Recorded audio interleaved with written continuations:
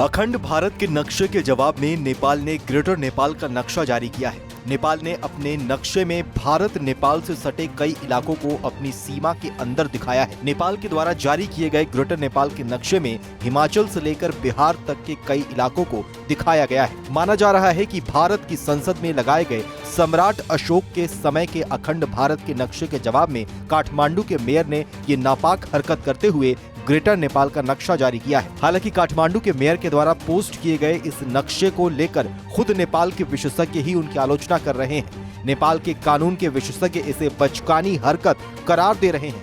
यही नहीं, नेपाली विशेषज्ञ काठमांडू के मेयर की इस हरकत को देश के संविधान और राष्ट्रीय हितों के खिलाफ बता रहे हैं। आपको बताएं तो हाल ही में जब नेपाल के प्रधानमंत्री अपने भारत दौरे से लौटे तब उन्होंने पीएम मोदी और भारत की जमकर तारीफ की। नेपाल के पीएम ने दावा किया था कि आने वाले समय में दोनों देशों के बीच रिश्ते और मजबूत और बेहतर होंगे। आपको बताएं तो काठमांडू के मेयर ने अखंड भारत के जिस नक्शे के जवाब में अपना नक्शा जारी किया है, भारत ने अपने नक्शे को लेकर पहले ही सफाई दी थी। भारत के विदेश मंत्री एस जयशंकर ने अखंड भारत विवाद पर साफ कर दिया था कि ये केवल अशोक के साम्राज्य को दिखाता है, दोस्ताना देश इसे समझेंगे। वहीं उन्होंने पाकिस्तान पर तंज कसते हुए कहा था कि आप पाकिस्तान को भूल जाइए, उनके पास इतनी क्षमता नहीं है कि वो इसे समझ सके। ये राजनीतिक मुद्दा नहीं है, ये राजनीतिक नक्शा भी नहीं है, बल्कि एक सांस्कृतिक नक्शा है। इस बीच चीन के इशारे पर काम करने वाले नेपाल के विपक्ष ने काठमांडू के मेयर के द्वारा जारी किए गए इस नक्शे का समर्थन किया है और भारत के विरोध में